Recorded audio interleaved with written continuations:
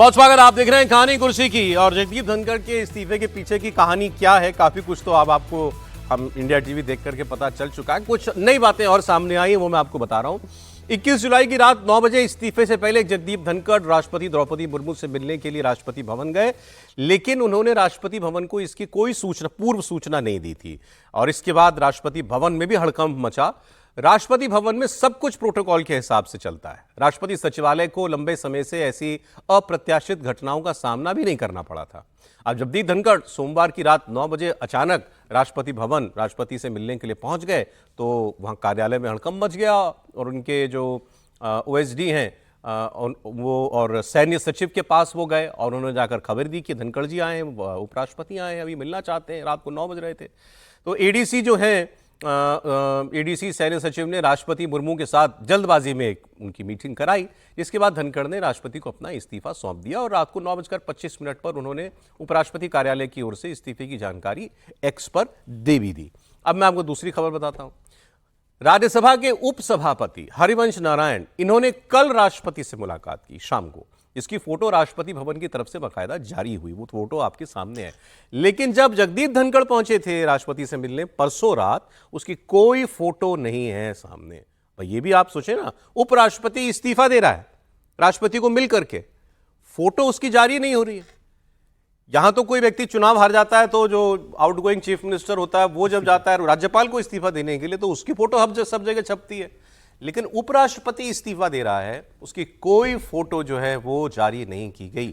और हरिवंश जी कल शाम को मिले हैं। इससे पहले कल सुबह, क्योंकि हाउस तो नहीं चल रहा है, लेकिन जब शुरुआत हुई थी राज्यसभा की तो वही चेयर पर थे और उन्होंने उपराष्ट्रपति जगदीप धनखड़ के इस्तीफे की सूचना भी हाउस को दी थी। अब मुझे बताइए सर, इन दोनों घटनाओं में मैं इसमें बता देता हूँ क्योंकि डेवलपमेंट मुझे पता है। हाँ जी।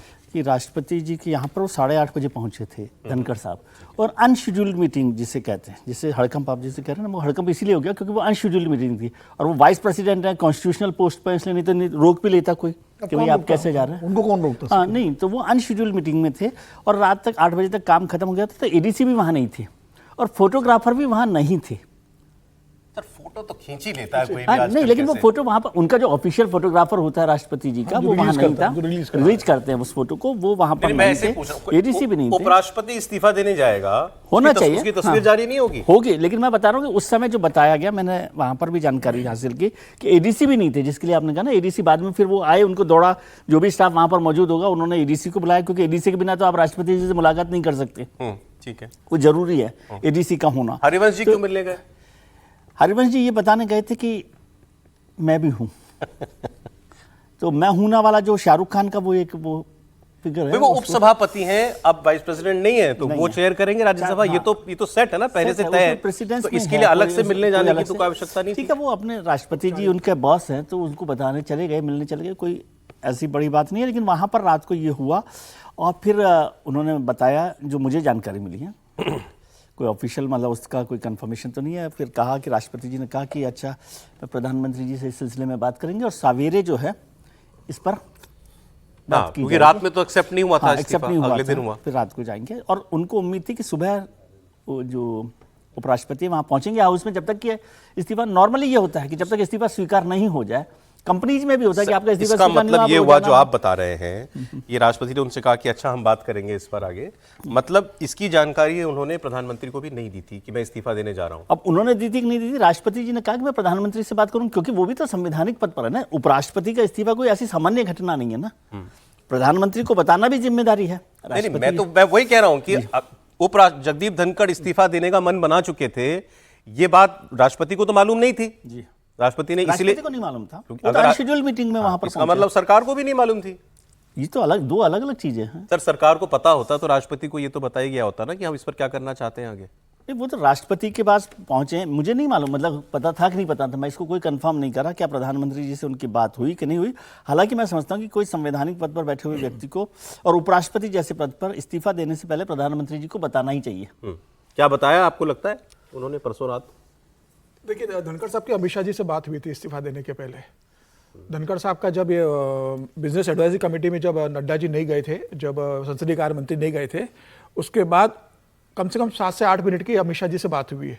अब उस बातचीत में क्या हुआ, क्या अमित शाह जी ने कोई नाराजगी जाहिर की, क्या नड्डा उपराष्ट्रपति ने इस बात को लेकर नाराजगी जाहिर की कि भाई बिजनेस एडवाइजरी कमेटी में कोई आया नहीं है, किसी बात को लेकर हुआ, क्या उस फोन कॉल पर उन्होंने उपराष्ट्रपति ने कहा कि मैं इस्तीफा देने को तैयार हूँ अगर ऐसी स्थिति है, क्या सरकार की तरफ से कह देगा कि ठीक है अगर से आपको लगता है तो इस्तीफा दे दीजिए। जो भी रहा वो बातचीत हुई है, लेकिन यह बात है कि राष्ट्रपति के पास पहले पूरी सूचना नहीं थी और वो मुझे लगता है उस गुस्से में या उस हताशा में या उस निराशा में या पार्टी के साथ उनको जो लग रहा होगा कि अब मेरी स्थिति बहुत नहीं है, और जो जिस स्टेज पर संबंध चले गए कि भाई जिस तरीके से राज्यसभा में सीधा सीधा नड्डा जी बोल रहे थे कि कोई भी चीजें रिकॉर्ड के अंदर नहीं जाएगी, उसके बाद शाम को उनकी बैठक में नहीं आ रहा। ऐसा कभी नहीं होता कि भाई सरकार की तरफ से ही संसदीय कार्य मंत्री और राज्यसभा में पार्टी के नेता, नड्डा जी इतने बड़े नेता बैठक में नहीं आ रहे, विपक्ष के नेता वहां पहुंच गए। तो मुझे लग रहा है कि यह बात रही होगी और उस बात के बाद कुछ ऐसी परिस्थिति बनी कि तत्काल वो चलेगा और इस्तीफा उनका हो गया। एक जानकारी, एक लाइन और दे दूं कि सोमवार की रात को राजनाथ सिंह जी की शाम को मुलाकात हुई थी उपराष्ट्रपति जी से, और उन्होंने ऐसा बताया जाता, क्योंकि वो भी दोनों में थे, हम लोग नहीं थे, उन्होंने बता दिया कि भाई ये ट्रस्ट डेफिसिट आपके और सरकार के बीच में है और विश्वास कम होता जा रहा है, इसकी सूचना उन्हें दी थी कि बाकी आपको देखो। और इसके अगले दिन धनखड़ जी ने विश्वास पूरी तरह खत्म कर दिया ऑपोजिशन की चिट्ठी लेकर के। उसी दिन सोमवार को ये कह रहा हूं कि अगर इतनी बातचीत राधा जी पहले मिले हैं। नहीं अगले दिन मंगलवार पार्लियामेंट में जो हाउस में जो मंगलवार को उन्होंने प्रस्ताव लिया ना महाभियोग वाला, उसका मैं उसकी बात करूं। आप इतनी देर की बातचीत में ये तो लगभग हम लोग उस तरफ पहुंच गए कि उन्होंने इस्तीफा दिया ही है, लिया नहीं गया है।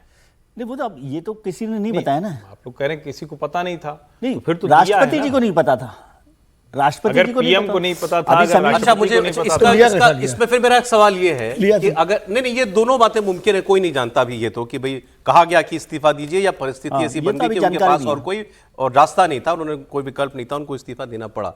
अगर इस्तीफा मांगा गया होता तो रात को राष्ट्रपति उसको मंजूर भी कर लेते, क्या दिक्कत थी? राष्ट्रपति ने अगले दिन मंजूर किया। ये तो बड़ा सिस्टमेटिक होता है, वरना मंजूरी जितनी तेजी में हुई है तो सब कुछ क्लियर ही था। जिस तेजी में सब मंजूरी हुई है, जिस तेजी में सरकार की सहमति तो है, एक तरह से उस पर सहमति तो थी ही, लेकिन ये वाला जो मसला है कि मांग लिया गया कि नहीं तुरंत त्यागपत्र देना है, या ऐसी परिस्थितियां बन गई कि उन्होंने कहा कि नहीं हम त्यागपत्र देंगे, तो मुझे लगता है कि ऐसी परिस्थितियां बन गई कि हम त्यागपत्र देंगे, वो वाला ज्यादा। और ये सरकार को उन्होंने कम्युनिकेट किया कि नहीं किया कि मैं जा रहा हूं? नहीं किया, नहीं किया, ये तो नहीं किया उन्होंने, सरकार को नहीं कम्युनिकेट, सरकार को उन्होंने कुछ कम्युनिकेट नहीं किया, यही तो असली समस्या है। मैं त्रिपाठी जी की बात से सहमत हूं कि परिस्थितियां ऐसी बन गई या बना दी गई या जो भी है कि उनको इस्तीफा देने का फैसला करना पड़ा, और जब फैसला उन्होंने किया तो उन्होंने उसकी सूचना किसी को नहीं दी, सीधे राष्ट्रपति भवन चले गए। अगर सूचना दी होती तो निश्चित रूप से राष्ट्रपति भवन तक ये सूचना अनऑफिशियल पहुंच जाती, और वो ऐसे अनअनाउंस्ड भी ना जाते, अनअनाउंस भी नहीं जाते। ठीक। अच्छा, खड़गे साहब की बात आपको बताते हैं। कांग्रेस अध्यक्ष मल्लिकार्जुन खड़गे जो कल तक ये कहते थे कि धनखड़ जी के इस्तीफे से किसी और का कोई लेना देना नहीं है, ये तो बीजेपी वालों का मामला है, आज उन्होंने कहा कि दाल में कुछ काला है, सरकार देश को उपराष्ट्रपति के इस्तीफे की असल वजह बताए। सरकार जवाब देना चाहिए, वो क्यों रिजाइन करे, कारण क्या है, इसके पीछे क्या राज है। हमको तो ऐसा दिख रहा है कि दाल में कुछ काला है, नहीं तो उनका हेल्थ भी ठीक है और वो अच्छे हमेशा अपनी वोकैबुलरी को ठीक रखते हैं। लेकिन हुआ क्या, वो हमेशा तो आरएसएस और बीजेपी को इतना डिफेंड करते थे, शायद ही वो खुद आरएसएस और बीजेपी के लोग नहीं करते थे। इतना उनका यानी निष्ठा, लॉयल्टी उनके साथ थी। तो ऐसे वक्त में उन्होंने जो राजीनामा दिया है, इसके पीछे क्या है, कौन है और इसका कारण क्या है, देश को बताना चाहिए। उन्होंने कहा कि ये तो सत्ता उन्हीं का साथ देते थे, उन्हीं का पक्ष रखते थे, लेकिन आजकल कांग्रेस पार्टी उनको किसान पुत्र भी बता रही है, कह रही है किसान पुत्र का अपमान किया है इस सरकार ने, इस तरीके से इस्तीफा अगर उनका हुआ है तो। अरे कांग्रेस के लीडर गौरव गोगोई, ये डेप्यूटी लीडर है लोकसभा में कांग्रेस, इन्होंने एक मीडिया पोस्ट किया, इन्होंने लिखा कि एक संवैधानिक पद की गरिमा पीठासीन अधिकारी की भूमिका और त्यागपत्र दोनों में बनी रहनी चाहिए।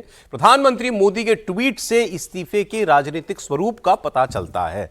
मतलब इन्होंने कहा कि जिस तरीके से प्रधानमंत्री ने उनके विदाई पर बस 2 लाइन का ट्वीट किया, एक्स पर पोस्ट किया, उसी से पता चलता है कि जो खड़गे साहब कह रहे थे कि दाल में कुछ काला है और ये गरिमामयी विदाई नहीं है। अब देखिए इसमें तो कोई शक नहीं है कि इससे पहले जैसे विदाई होती आई है, उपराष्ट्रपति की हो, राष्ट्रपति की हो, किसी व्यक्ति की राज्यसभा से हो, तो आपने देखा प्रधानमंत्री का भी भाषण होता है, उस व्यक्ति को अपनी बात कहने पर भी आप पूरा मौका देते। गुलाम नबी आजाद के भाषण पर के विदाई पर राज्यसभा से प्रधानमंत्री रो पड़े थे, सैल्यूट किया था। हामिद अंसारी के टाइम पर तंज मारते हुए सही, लेकिन प्रधानमंत्री ने एक लंबा विदाई भाषण हुआ था। वेंकैया नायडू के लिए प्रधानमंत्री ने ऐसे शब्द कहे थे कि वो रो पड़े थे, उनकी इतनी तारीफ की गई थी।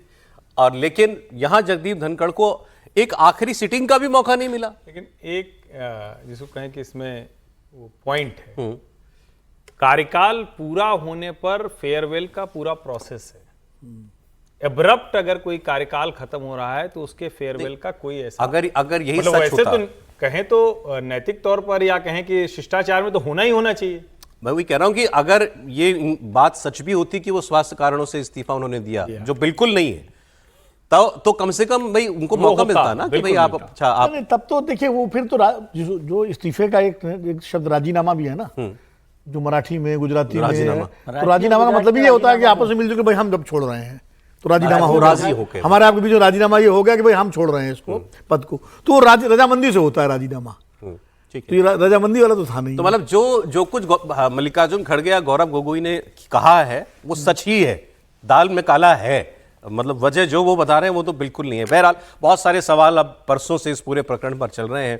कल आज की बात प्रोग्राम में रजत जी ने पूरे घटनाक्रम को समेटते हुए अपना एक पॉइंट ऑफ व्यू दिया था। उन्होंने बताया था कि क्या कुछ हुआ पर्दे के पीछे और सारी परिस्थिति इस हद तक कैसे पहुंच गई, इस मुकाम तक कैसे पहुंच गई कि जगदीप धनखड़ को रात के 9:30 बजे अपना इस्तीफा देना पड़ा और फिर उसकी सार्वजनिक सूचना भी देनी पड़ी। सुनिए। जगदीप धनखड़ ने अचानक इस्तीफा क्यों दिया? मुझे लगता है वो सरकार के लिए एम्बेरसमेंट बनते जा रहे थे, परेशानियां पैदा करने लगे थे, इसलिए उन्हें इस्तीफा देने को कहा गया। मैं आपको अंदर की बात बताता हूं, टकराव कैसे शुरू हुआ, कहां तक गया, यह समझाता हूं। पहली बात, जगदीप धनखड़ जब से राज्यसभा के चेयरमैन बने, उन्होंने ये इंप्रेशन दिया कि वो सरकार के शीर्ष नेताओं के बहुत करीब हैं, जो भी करते हैं उनके कहने पर करते हैं। आपको याद होगा कि संसद के परिसर में वाइस प्रेसिडेंट के झुके झुके व्यवहार की मिमिक्री की गई थी, जिसका वीडियो राहुल गांधी ने बनाया था। उसकी वजह यह थी कि चेयरमैन के तौर पर धनखड़ साहब विरोधी दलों के नेताओं से लगातार टकराते थे। विरोधी दलों के नेता कन्विंस हो गए थे कि धनखड़ साहब सरकार के इशारे पर उन्हें बोलने नहीं देते, बार बार उनका अपमान करते हैं। इस कारण सरकार और विरोधी दलों के बीच टकराव बढ़ता गया। दूसरी बात, कुछ महीने पहले धनखड़ साहब ने जुडिशरी पर डायरेक्ट अटैक किया, सुप्रीम कोर्ट पर हमला किया, पार्लियामेंट की सुप्रीमेसी की बात की। जजेस को भी यह लगा कि वाइस प्रेसिडेंट साहब ये काम सरकार के इशारे पर कर रहे हैं, उस सरकार के करीबी हैं। जुडिशरी और सरकार के बीच टकराव जैसी स्थिति पैदा हो गई। तीसरी बात, इन मामलों पर जब उन्हें समझाने की कोशिश की तो वो नाराज हो गए। उन्होंने याद दिलाना शुरू किया कि कैसे वाइस प्रेसिडेंट होते उन्होंने भी सरकार को जगह जगह डिफेंड किया, अपनी प्रतिष्ठा दांव पर लगा दी। ये सरकार से उनके डायरेक्ट टकराव की शुरुआत थी। बात बढ़ती गई। चौथी बात, उन्होंने जगह जगह सरकार की टॉप लीडरशिप की शिकायत करना शुरू कर दिया। आरएसएस से लेकर मंत्रियों तक, विपक्षी दलों से लेकर मीडिया के सीनियर लोगों तक उनकी शिकायत थी कि सरकार में उनसे कोई बात नहीं करता, उन्हें घुटन महसूस हो रही है और कोई उनकी बात प्रधानमंत्री तक पहुंचाए, वरना मुझे कुछ करना पड़ेगा। यह एक तरह की धमकी थी, सरकार से सीधा टकराव था। फाइनल फेज में धनखड़ साहब ने तेवर दिखाने शुरू किए, कांग्रेस के नेताओं से मिले, अरविंद केजरीवाल को टाइम दिया, इन सबको बहुत कुछ कहा। यशवंत वर्मा के इंपीचमेंट का केस अपने हाथ में लेने की कोशिश की। जब सरकार को लगा अब वो राज्यसभा में भी एम्बैरेसमेंट क्रिएट कर सकते हैं, खुले टकराव की सिचुएशन पैदा हो सकती है, तब उन्हें एक फोन गया। ये कन्वे किया गया कि अब ये खेल ज्यादा नहीं चलेगा और यह भी बता दिया गया कि अगर धनखड़ साहब ने अपना रवैया नहीं बदला तो उनका इंपीचमेंट भी हो सकता है। धनखड़ साहब को इस बात की उम्मीद नहीं थी। उन्होंने टॉप लीडरशिप का असेसमेंट करने में गलती कर दी थी, दाव उल्टा पड़ गया, इसीलिए उन्होंने इस्तीफा देना बेहतर समझा। तो रजत जी ने सारा घटनाक्रम आपको बता दिया। उन्होंने ये भी बता दिया ये प्रॉब्लम्स कैसे शुरू हुई, कैसे ये प्रॉब्लम्स बढ़ती गईं। मैं विजय जी का शब्द इस्तेमाल करूं तो ट्रस्ट डेफिसिट कैसे गहरा होता चला गया, बड़ा होता चला गया, और फिर अंत में उनको ये साफ साफ कम्युनिकेट कर दिया गया कि अब आपका हमारा रिश्ता यहीं तक, अब त्यागपत्र हो जाए तो वही बेहतर है। क्लियर उन्होंने, जो हम लोग अभी बात कर रहे थे, रजत जी ने बिल्कुल साफ कह दिया कि उनको इस्तीफा देने के लिए कहा गया। वही बात है, वो ट्रस्ट डेफिसिट की बात हुई और सरकार की तरफ से मैसेज ये कर दिया गया कि भाई अब हमारी तरफ से बात खत्म है। आपके लिए एक सम्मानजनक स्थिति होती ना, सरकार यदि इम्पीचमेंट का वो लेकर आती। सरकार ने क्या भूमिका बनाई आपको पता है? पार्लियामेंट में उन्होंने कुछ एमपीज के खाली पेपर पर साइन करवाना शुरू किया और वो कुछ हुआ कि नहीं हुआ, लेकिन ये मैसेज कम्युनिकेट करने की कोशिश की गई कुछ लोगों के थ्रू कि भाई ये उनके खिलाफ इम्पीचमेंट लाया जा रहा है। ये भी इंटरेस्टिंग है। हाँ, ये जब ये राज्यसभा में इन्होंने विपक्ष के वो 63 एमपीओ वाली चिट्ठी स्वीकार कर ली और बता दिया कि ऐसा ऐसा ये प्रस्ताव हमारे पास आया है, कार्रवाई शुरू की जाए, तो उसके बाद बताया, खबर आई कि कोरे कागज पर बीजेपी के सांसदों के दस्तखत होने लगे। ये जो बात विजय जी कह रहे हैं, ऐसा कुछ लोगों ने कहा है ऐसा कि जगदीप धनखड़ को शायद ये लगा कि ये जो दस्तखत कराए जा रहे हैं बीजेपी के लोगों के, ये मुझे इम्पीच करने के लिए तो नहीं कराए जा रहे। हालांकि अचानक बीजेपी जो है अपने ही नॉमिनेटेड राष्ट्रपति के लिए इम्पीचमेंट तक चली जाएगी, ऐसा उनका मानना बड़ा अजीब होता, लेकिन ऐसा कुछ लोगों ने कहा। हालांकि वो दस्तखत किए इसलिए जा रहे थे कि राज्यसभा में जो केवल विपक्ष के लोगों की जस्टिस वर्मा के लिए जो दिया जस्टिस वर्मा के लिए, उसमें हमारे नाम भी शामिल, वो अटैच करने के लिए, लेकिन उसको प्रोजेक्ट इस रूप में किया गया कि वो वाइस प्रेसिडेंट इम्पीचमेंट के लिए हो रहे हैं। इतनी जल्दी इम्पीचमेंट का ऐसा नहीं होता कि एकदम से आप दस्तखत करा के इम्पीचमेंट देने लगे। सरकार है, मुझे लगता है कि वो दस्तखत उसके लिए हो रहे थे, लेकिन जो परिस्थितियां बन गई थी उसमें धनखड़ साहब बहुत असुरक्षित हो गए और उनको लगा कि भाई इससे अच्छा चल खुसरो घर आपने रैन भैया देश कि अब चलो, तो वो चल दिए। मुझे तो ये लेकिन एक चीज बताऊं आपको, देखिए मैं 2 सरकारों का उदाहरण दूंगा। जब यूपीए सरकार बनी तो भरण सिंह शेखावत उपराष्ट्रपति थे और वो एनडीए के अपॉइंटी थे, लेकिन दिक्कत नहीं आई। हामिद अंसारी यूपीए के अपॉइंटी थे और एनडीए की सरकार थी, ठीक है, उनकी विदाई के समय मोदी जी ने कुछ तंज किया थोड़ा बहुत, लेकिन कोई बड़ी दिक्कत उससे नहीं आई। प्रणब मुखर्जी राष्ट्रपति थे, मोदी जी प्राइम मिनिस्टर थे, बहुत ही कोऑर्डिनेशन के साथ काम हुआ, तो दोनों तारीफ की। तो ऐसा कलाम साहब राष्ट्रपति थे और मनमोहन सिंह प्रधानमंत्री थे, तो ऐसा, और ये तो इसी सरकार के अपॉइंटी थे भाई। या बिल्कुल बिल्कुल। अच्छा, और बहुत सारी बातें और भी आई हैं सामने की, मतलब जगदीप धनखड़, कल देवेंद्र पराशर जो थे, उन्होंने बहुत सारी कहानियां शाम के प्रोग्राम में बताई, क्या क्या हुआ पीछे, जिसकी वजह से सरकार बड़ी असहज थी और पसंद नहीं कर रही थी जगदीप धनखड़ का व्यवहार। उसमें बहुत सारी बातें थी। देवेंद्र ने ये कहा कि भाई ये प्रोटोकॉल हमारे यहाँ पर है कि नंबर 1 पर राष्ट्रपति, नंबर 2 पर उपराष्ट्रपति, नंबर 3 पर प्रधानमंत्री, लेकिन व्यवहारिक रूप में ऐसा नहीं होता। प्रधानमंत्री नंबर 1, राष्ट्रपति नंबर 2, उपराष्ट्रपति नंबर 3, ये व्यवहारिक बात नहीं, उसमें ये लेकिन संवैधानिक प्रमुख राष्ट्रपति है और शासन प्रमुख प्रधानमंत्री। लेकिन इसको शायद लिटरली ले लिया जगदीप धनखड़ जी ने कि मैं प्रधानमंत्री से भी ऊपर हूं, तो मेरा प्रोटोकॉल उनके जैसा हो, कम से कम उनसे ऊपर नहीं तो मेरे काफिले में गाड़ियां भी वैसी बढ़िया बढ़िया होनी चाहिए। मैं विदेशी यात्राओं पर जाऊं तो मेरा प्रोटोकॉल वहां भी वैसा ही होना चाहिए। बहुत सारी बातें। जेडी वेंस की जो विजिट हुई थी, उसको लेकर थोड़ा सा उन्होंने कहा कि इनकी और मेरी मुलाकात होनी चाहिए, ये उपराष्ट्रपति, मैं उपराष्ट्रपति, बराबर के उसमें है। हाँ, और उन्होंने कहा कि जयशंकर साहब को मुझे ब्रीफ करना चाहिए कि ये आ रहे हैं तो इनसे क्या बातचीत होनी चाहिए। त्रिपाठी जी कुछ और बातें हमको बता सकते हैं? देखिए, जगदीप धनखड़ को लेकर जो कुछ अब सामने आ रहा है, छप रहा है, और उसका कुछ हद तक पहले भी दिखता था। जब वो एक मुख्यमंत्री के सामने वो व्यवहार करते थे पश्चिम बंगाल में, तो वो बीजेपी को भी बुरा नहीं लगता था, ठीक लगता था, क्योंकि पॉलिटिकली उनको ठीक लगता था। उसका तो रिवॉर्ड मिला, उसका तो रिवॉर्ड मिला। वहां जिस तरह की स्थितियां थी उसमें कई बार लगता था भाई कस्टोडियन ऑफ द कॉन्स्टिट्यूशन है तो उनको करना चाहिए। राज्यपाल की भूमिका है कि अगर लॉ एंड ऑर्डर कोलैप्स हो जाए, पूरी तरह से रूलर का रूल हो जाए, तो ये करना चाहिए। लेकिन जगदीप धनखड़ को क्या यह समझ में नहीं आता है कि इस देश की पॉलिटिकल डेमोक्रेसी कैसे चलती है? और मैं बार बार यही प्रश्न खड़ा कर रहा हूं, इस देश में कुछ भी अच्छा या बुरा होगा तो उसका श्रेय एक व्यक्ति को जाता है, वो है भारत का प्रधानमंत्री, इसके अलावा और कोई नहीं। और उपराष्ट्रपति की जो भूमिका है उसको अगर समझना हो तो कोई उप प्रधानमंत्री हो तो उसकी भूमिका से तय कर लीजिए। अब उनकी इच्छा तो ये भी लोग कह रहे हैं, खबरें आ रही हैं कि उनकी इच्छा तो ये भी रहती है कि जैसे राष्ट्रपति और प्रधानमंत्री के चित्र लगते हैं उनके भी चित्र लगे। क्या ये संभव है क्या?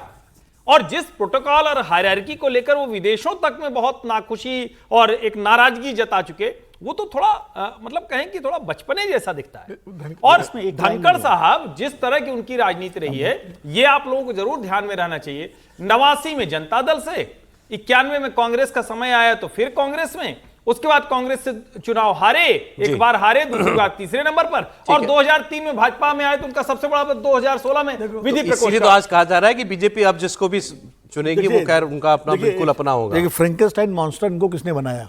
धनखड़ साहब को, जो अभी बंगाल की बात कर रहे हैं। ये ठीक है, कोई भी गवर्नर, उसकी जिम्मेदारी है कि लॉ एंड ऑर्डर में कोई कॉन्स्टिट्यूशनल ब्रेकडाउन होता है तो अपनी रिपोर्ट केंद्र सरकार को भेजे। लेकिन सड़क पर जाके बाउंड्री फांद रहा हो गवर्नर, ये कहीं नहीं लिखा कि गवर्नर जाके खुद यूनिवर्सिटी में बाउंड्री फांदने लगे। तो धनखड़ साहब तो वो भी कर रहे थे, वो किसी गवर्नर को आप अपनी रिपोर्ट दीजिए। कमला बेनीवाल गवर्नर थी गुजरात की, उन्होंने मोदी जी की सरकार के खिलाफ बहुत सारी रिपोर्ट की, लेकिन बाउंड्री फांदने कहीं नहीं। कह रहे हैं कि उनका व्यवहार बंगाल से अनअप्रोप्रिएट बिल्कुल, और उसका भी रिवार्ड मिला, तो जाहिर है उनका मन तो बढ़ना ही था।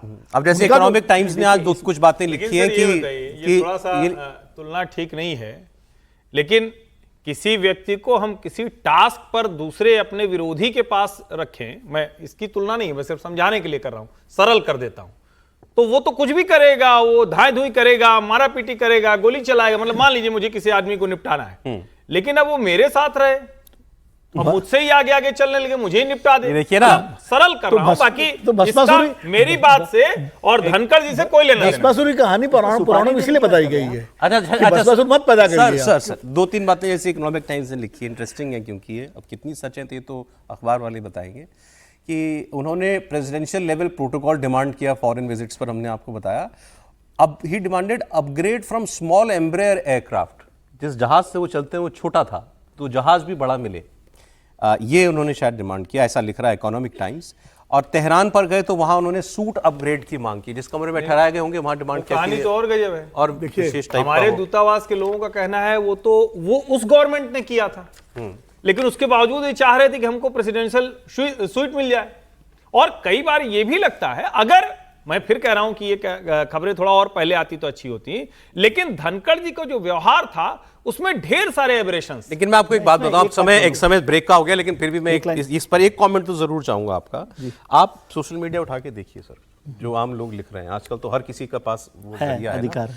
आपको बीजेपी अलाइंड या राइट विंग अलाइंड बहुत सारे लोग ऐसे मिलेंगे जिनको ये पसंद नहीं आ रहा है कि जगदीप धनखड़ जी के बारे में ऐसी बातें की। वही मैं बात कह रहा हूं, क्योंकि उनको लगता है कि ये जो कुछ कर रहे थे ये तो बीजेपी का एजेंडा फर्दर कर रहे थे ना, चाहे जिस तरीके से उन्होंने जुडिशरी को हेड ऑन लिया हो, सब कुछ जो भी वो बात, इसीलिए मैं कह रहा हूं कि गलत क्या था इसमें। दो बातें अभी जो कहा गया कि भाई वो जब गवर्नर के तौर पे वहां कर रहे थे बीजेपी को ठीक लग रहा था, बीजेपी को ठीक नहीं लग रहा था, बीजेपी को सूट कर रहा था।